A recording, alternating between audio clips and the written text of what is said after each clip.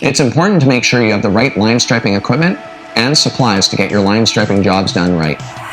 So whether you have a small job that you're looking to line stripe with maybe 20 or 30 parking stalls, use a smaller machine.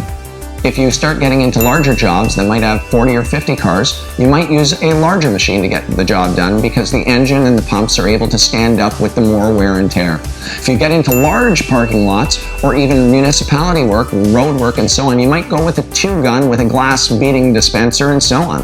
So it's important to know at Asphalt Kingdom, we're here to guide you. Whether you need a small striper or all the way through, you'll always get accurate professional advice from us.